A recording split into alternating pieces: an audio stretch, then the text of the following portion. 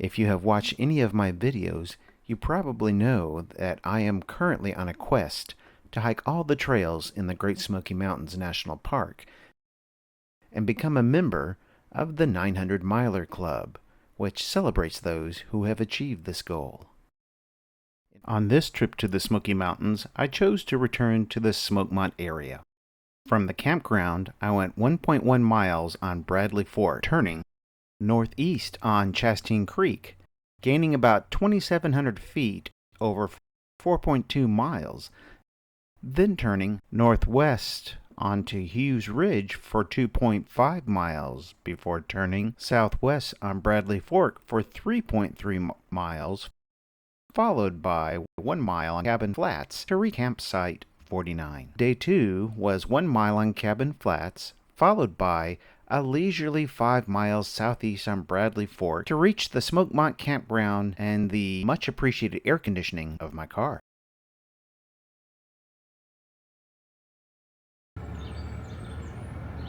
The elk population has really exploded since they were reintroduced to the Cataloochee area back in 2001 and 2002. We are here at the Smokemont Campground, getting ready to start on our trek. The Smokemont Campground area used to be, in times gone by, a major center for Champion Fiber Company for logging, but it is sure a beautiful place now.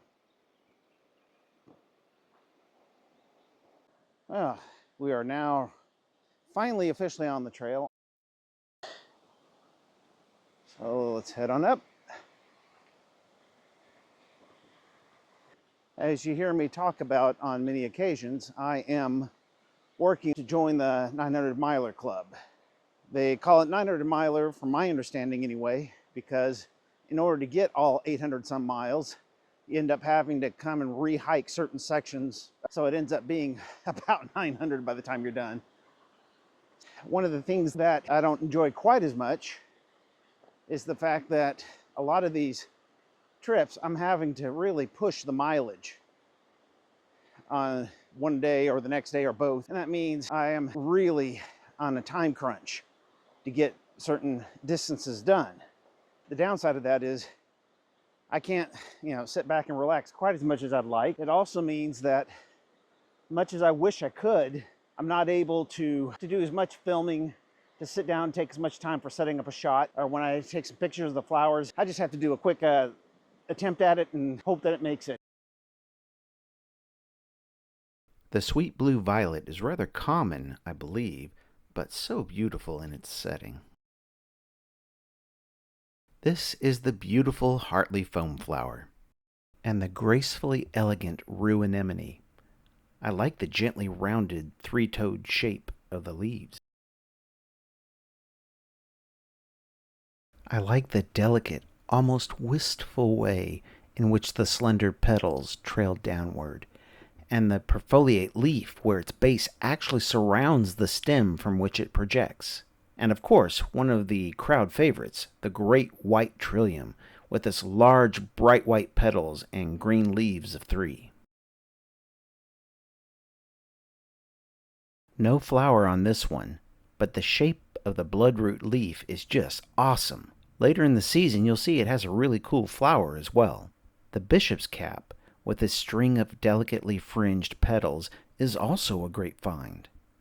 Later, in the recess created by the creamy white petals, you will see a really cool contrasting black splotch as the seeds develop. Okay, we're going to take a break from Bradley Fork for just a second. In addition to the Toe String Horse Trail, this heads out to a small historic site. Okay, we are finally here at the cemetery.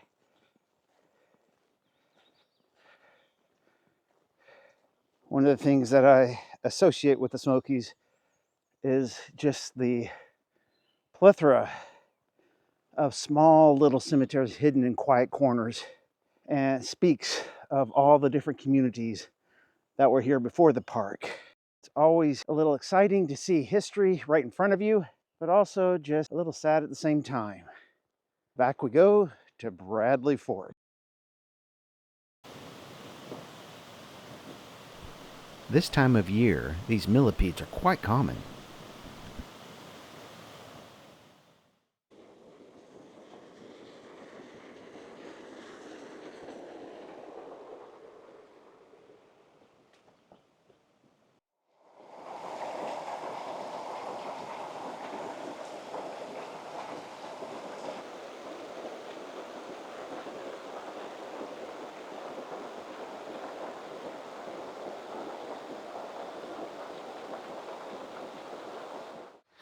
Well, we are at that point.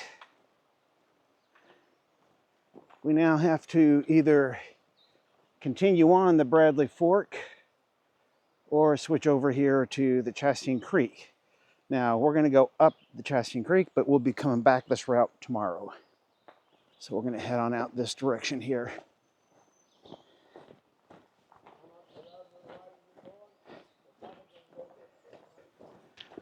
Yeah, here's the backpacking, the backcountry campsite that I was camping at when it got down to 10 degrees.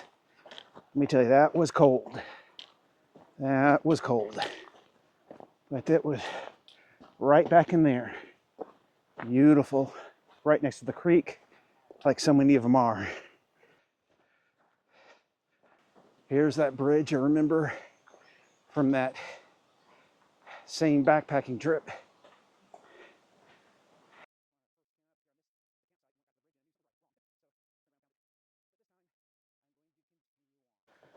Looks like we're coming up to a hitching post. It looks like from here on, we are single track.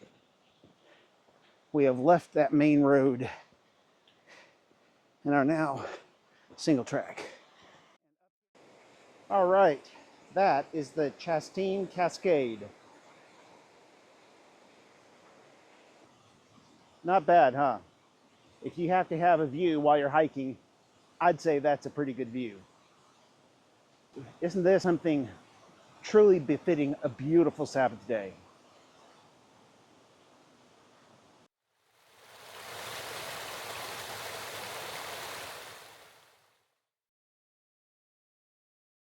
You can't miss the woodland strawberry. It has those instantly recognizable jagged-edged leaves with those soft, rounded white petals. And the iconic three-leaf, three-petal arrangement seen here simply screams trillium, doesn't it? I think it's the drooping trillium with the way the flower tilts to the side. If you have any additional information on this, please share it in the comments. The wood betony is another interesting flower with this mix of rich burgundy red and creamy yellow in the petals. When the blooms are absent, it looks like some kind of strange fern. The name golden ragwort has some negative connotation, unfortunately. As I'm sure you've noticed, the flower has that unmistakable look of the aster or daisy family. Actually, we're still on Chasteen Creek. We're above the Cascades. I don't know, maybe half mile, something like that. And still, so far, the trail is actually not bad. That's because at that time when there's so much logging going on, obviously with all that logging means there's a lot of logging roads that were built back into the mountains. And this particular trail was built by Badgett and Latham Lumber Company, I believe, back in the 1920s. Ever so often you come across one of these beauties just tucked into the side.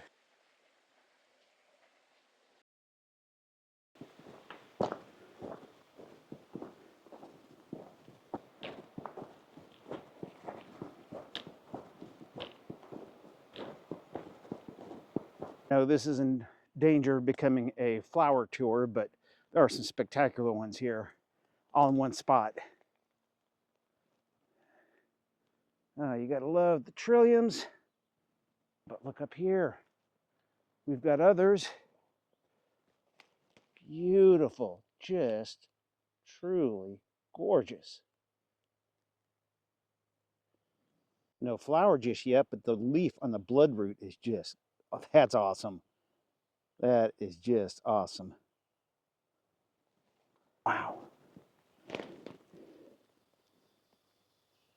That is cool.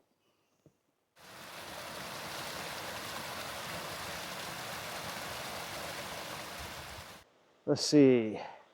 48. Yeah. Oh, it looks like it'd be some nice area back in there. Flattens out nicely. That's the upper Chasteen.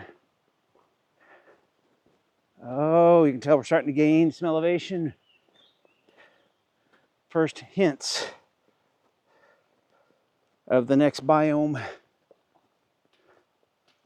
Look at that. This is part of the campsite, I think. Beautiful open space. That would have been tempting. But then, instead of having 5 miles on day 2, I would have had 12. I prefer getting the big distance out of the way first. Little one up here. Looks like it is a little bit. The smoky gray color of its coat is actually embodied in its common and scientific name. The fumus is Latin for smoky. Sadly, the species appears to be in decline, and currently its conservation status is listed as vulnerable, one step away from endangered. Well, look at that. A long spur violet. While I do like the effect of that long spur on the violet, the star chickweed has those nicely tapered white petals and the beautifully contrasting dark pink anthers. While I believe the Canadian white violet to be pretty with its touch of yellow and dark stripes at its center, it's hard to compete with the stunning mixture of exquisitely shaped white and purple petals against such a thick, wide, luxuriant green leaves. Okay, you can see right there at the end of that dark purple, dark blue line.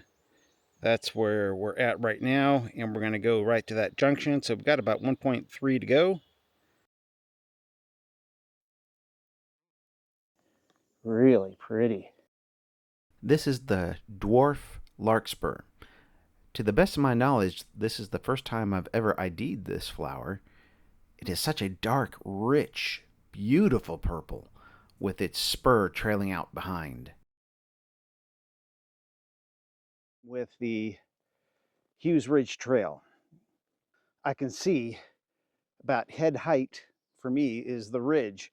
So that's where we intersect it. So I'm assuming right up here through this nice little tunnel is going to be where we find it.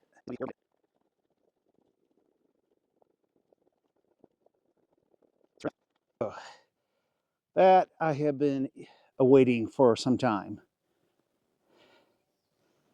Okay. Yeah. We just came 4.1 on Chasteen Creek, 5 from the campground.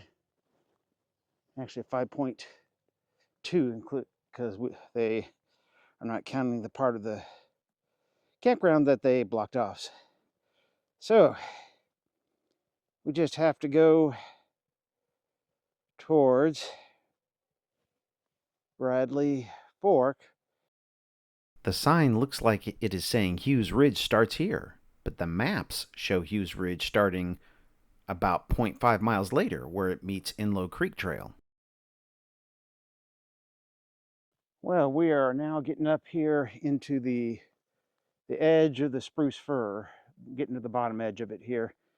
And look around, you'll see a lot more befitting.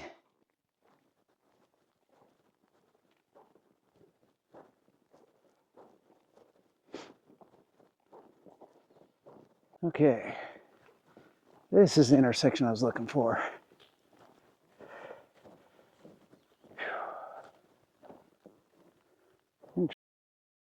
Finally, the signs and the map agree again. This is the junction where Chasteen Creek meets Inlow Creek coming up in from the right. and Hughes Ridge heading off to the left. Yeah, here's one of two hound dogs.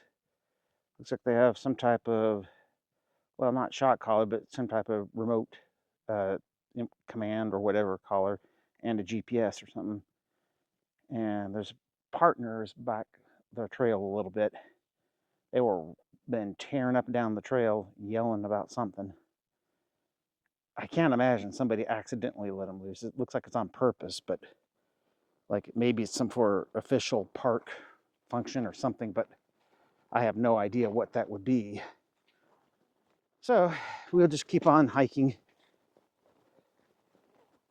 Oh, that's an interesting one. I'm not sure what that is. I will have to look that up. The trailing arbutus is another new flower for me. It has such an unusual kind of petal to the flower and sort of a wrinkly leathered texture to the leaves. The painted trillium is, of course, a perennial favorite. This poorly focused but elegant flower is the sessile leaf bellwort and is yet another first for me.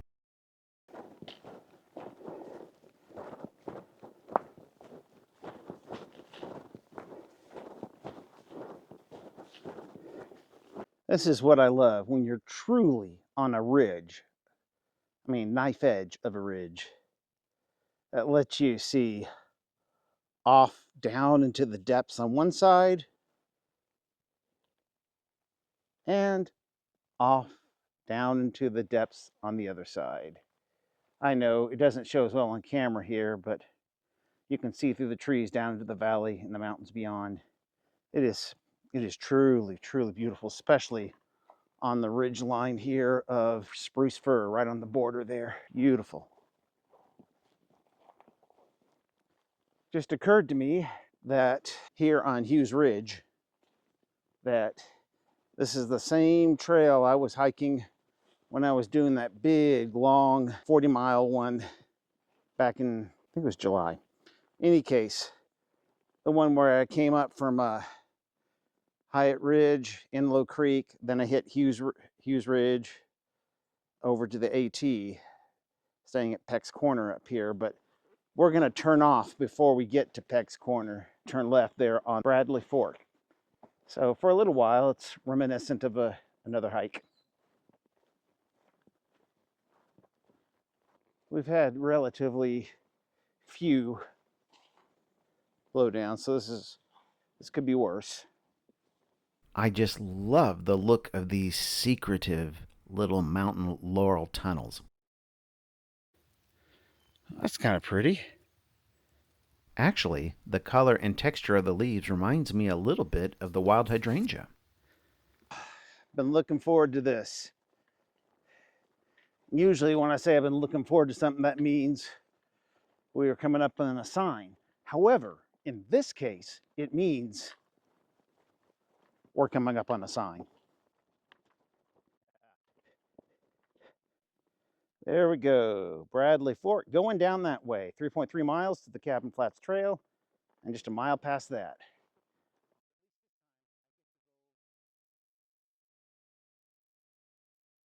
I get to go downhill and reach my campsite fairly close. Probably have decent light till almost 7. So about 2 hours of light. If I do have to night hike, it'll only be maybe 20, 30 minutes at most. Well, we're still on the Bradley Fork, but I just noticed if you look down the slope, it's still early enough in the season. You can see all the way down into the valley. It is kind of cool, the nice little green carpet of flowers and stuff coming up. Oh, very nice. Oh well, back to it.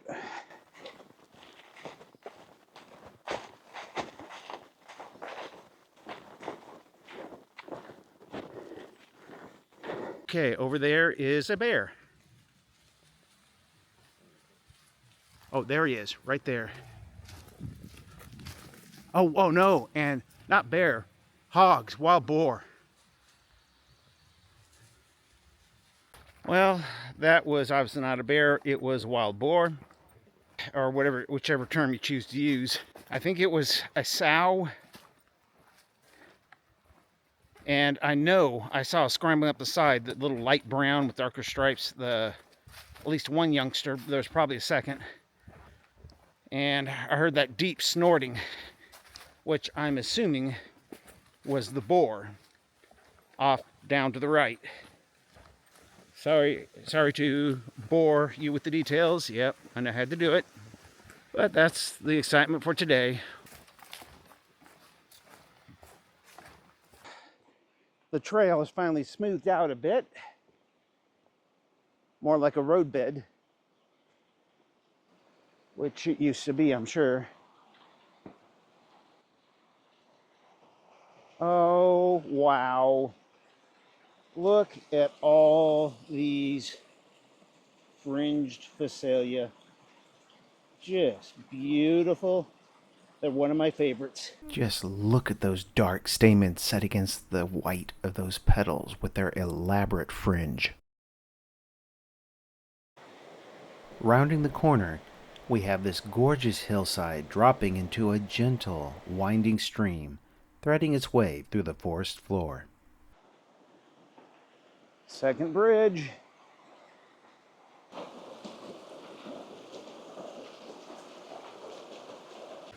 Once again, finally, here we are.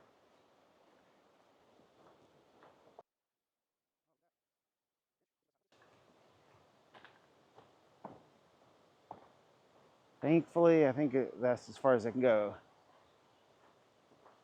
All right, we just came down 3.3 miles. What I'm interested in is right over here.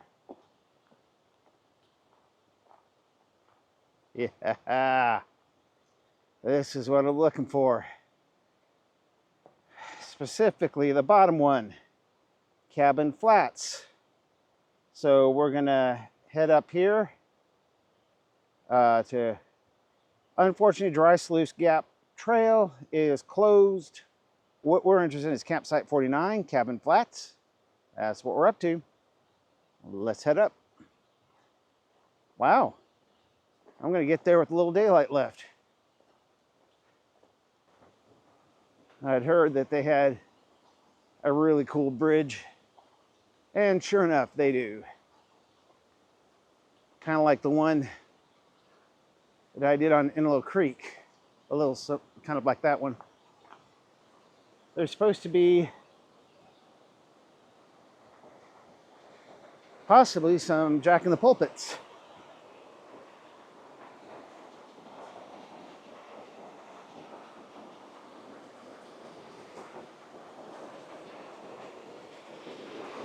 Okay, we have to show you this.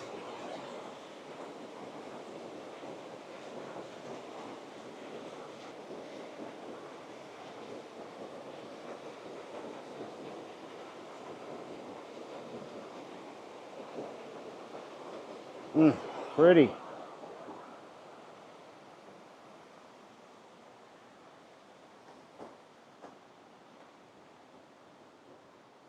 Oh, so pretty.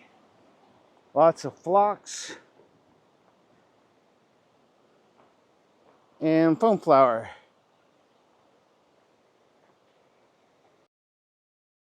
It's always a thrill to see the brilliant burgundy red of the wake robins, and the false Solomon seal, with its ladder-like sequence of long, wide, parallel-veined leaves terminating in a large spray of delicate white flowers, is always spectacular.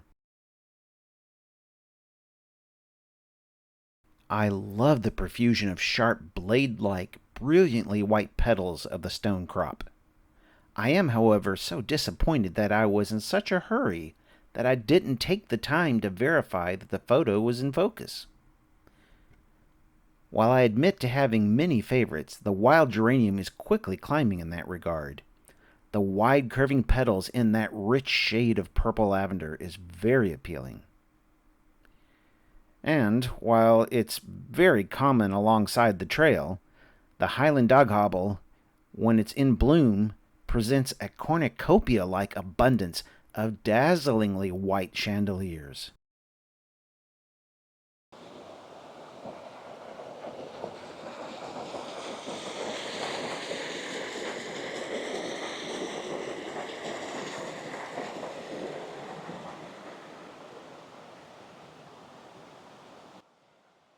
You know, I'm wondering if maybe it might be time to get a new footbridge there. Looked a little rotted out.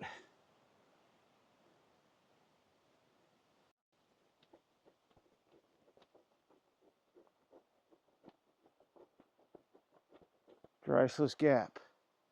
Yeah, it looks like it's open. But on the maps, they just show it as a brown dotted line instead of a green. So I think it's supposed to be closed. 0.6 miles to get to our campsite.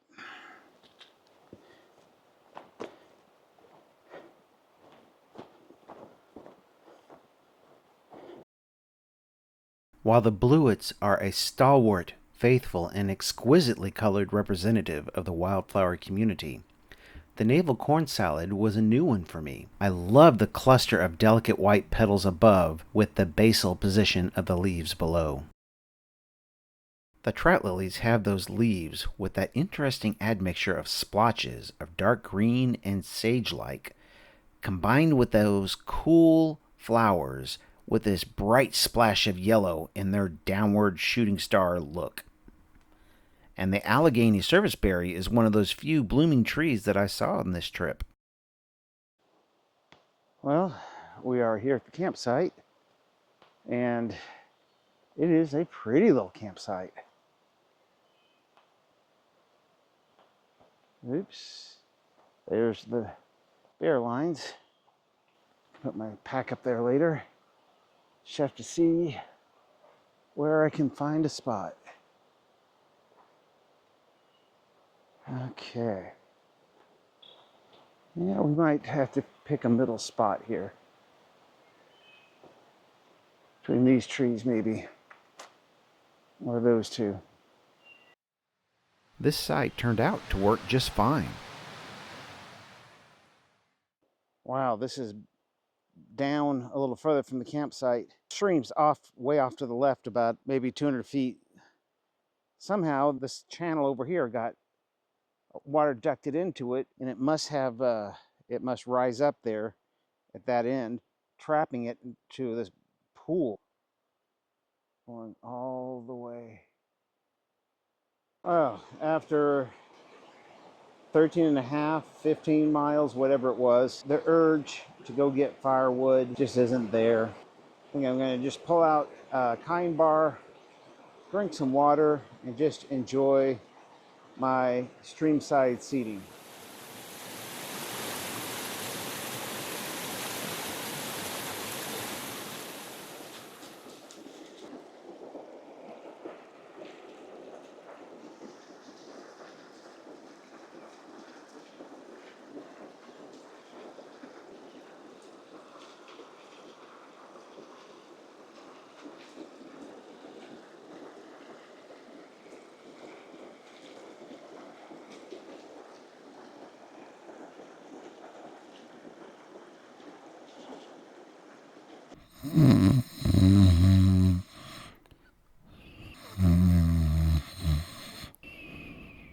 Well, after a leisurely breakfast, I figure it's time to go. It's about 7:45, and nice as it would be just to sit back here and just, if you had a really nice lawn chair or something like that, and just sit back and enjoy, got to get going.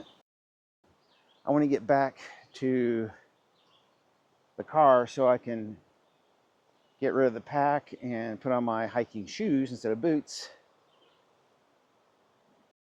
Given how unfazed these deer are at only 25-foot distance, I'd say they're pretty well acclimated to our presence. There we go.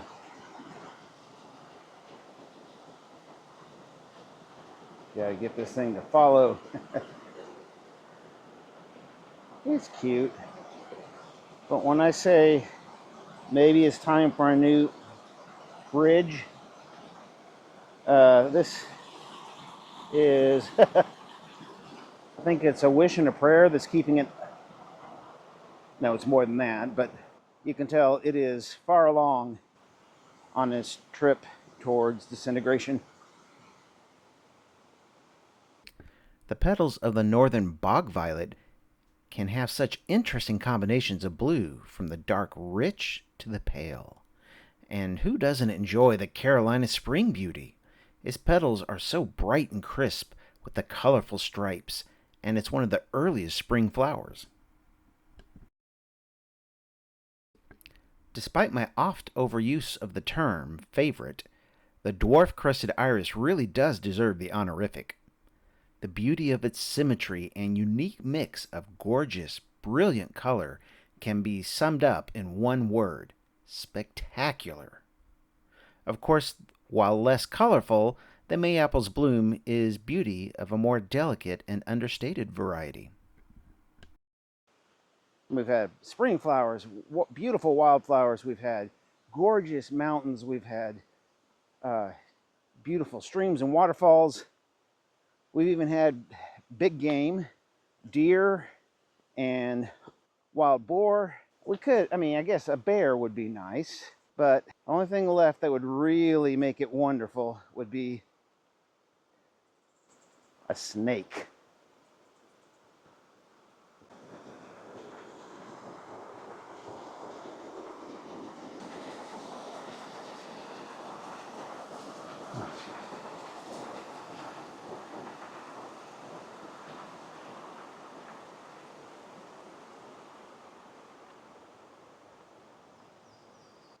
Yes, this is the sign that we just got back to where we were yesterday.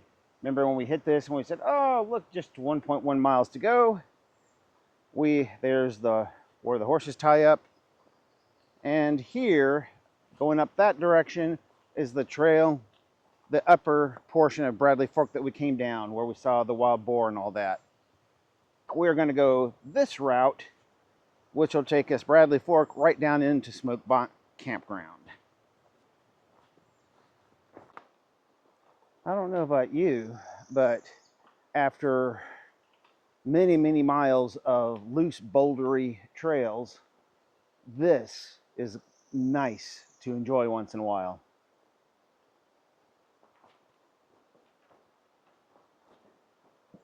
Would twere that more the trails were this way. I know, it wouldn't be as remote and special for the places you get to if they all were.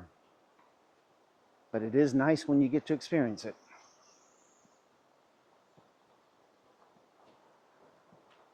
We are just on our way to Smokemont, just before reaching Taywa Creek or Taywa Cascade. Off the main trail there's a little trail goes off to the left, and it's about maybe a tenth. And as expected, it's not marked on the trail sheet or anything, but when it's a small trail like that taken off, often it is a cemetery, which is what we're looking at here. Very small cemetery.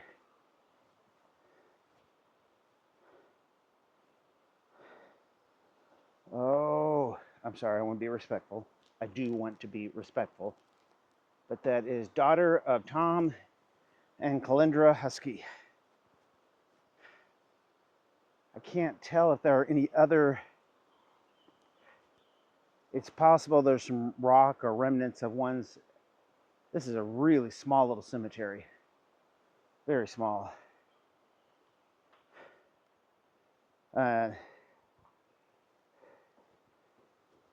Husky Gap Trail, all that, named for that family. So this is obviously the parents were someone who lived in the Smokies before it became a park, I'm guessing. Always interesting to take a look at these little hidden spots.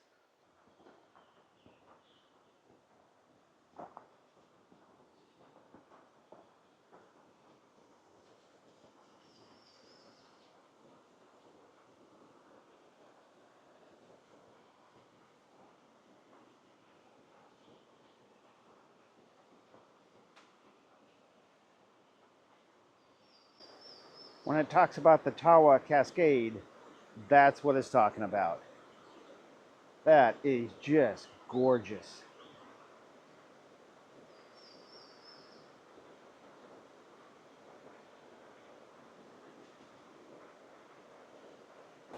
While not as grand, the smaller cascades are still a delight. Here we are, yet another landmark. Here's where you have the two bridges back to back. So for those of you who have hiked the Bradley Fork Trail, you will know exactly where we're at.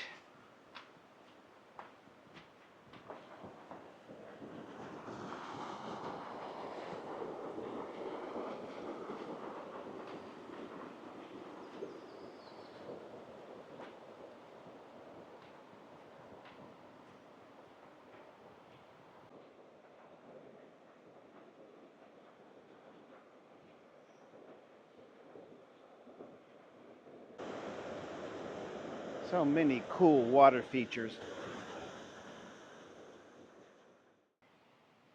Obviously, this is for the horse concession, or horses in general.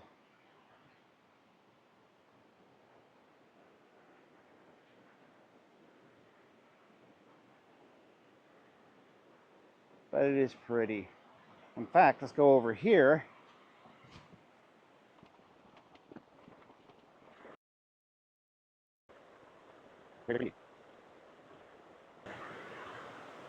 See if we can zoom in just a touch.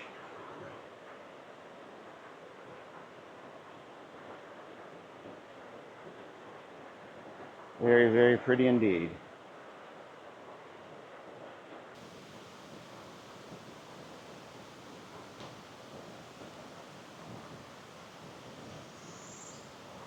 Wow, these are huge. Just like an umbrella, huh?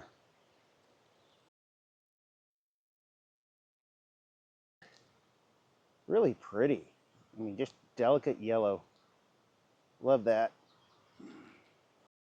This is the wood-speckled, or Clinton's lily.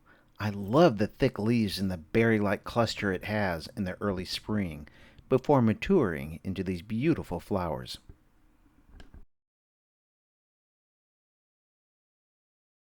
To the best of my memory, these two flowers are also new ones for me. I really like the shape and texture of the crinkle root petals.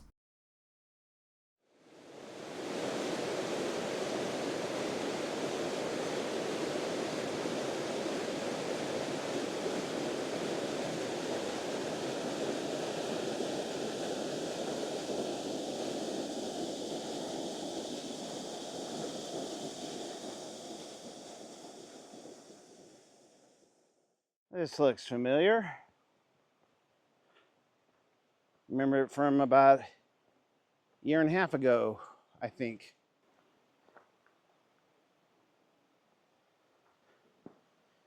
Yeah, Bradley Fork. And this one is, yep, the Smokemont Loop. That's the one I did in January, where it got down to 10 degrees. The trail heads off right behind that bench.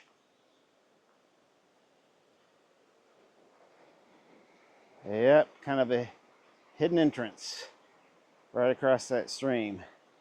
January of 2022, I think. It's 2022 or 2023. But yep, that's the one. That's what we're looking for. Now, from here on out, I'm duplicating that hike. But what a gorgeous duplication.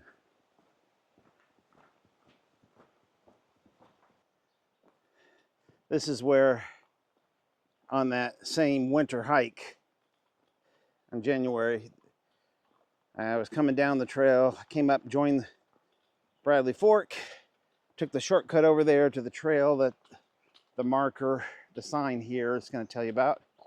This is Chasteen Creek. Here is the Chasteen Creek trail we went up earlier. Seems like an awful long time ago, but it was just yesterday. So we have now come almost full circle. And now I just have to get back to the car. Minor details.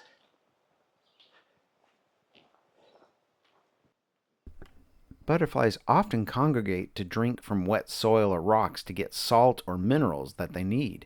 I believe that is what's happening here. These were a little confusing, but I think these are both pipevine swallowtail. Evidently, this demonstrates sexual dimorphism in their coloration.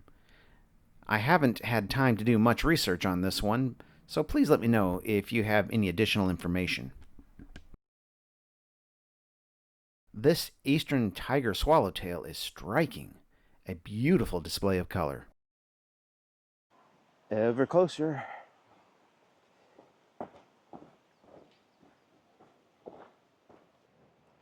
Well, we've come to the end of yet another successful adventure in the Great Smoky Mountains National Park. Thank you so much for letting me share this with you. And folks, if you know anyone else who loves to be in the outdoors, enjoys the woods, the forest, share this with them if you think they would enjoy it. But folks, thank you for letting me share it with you. For the Sylvan Reflections channel, this is Graybeard. I'll see you in the next one.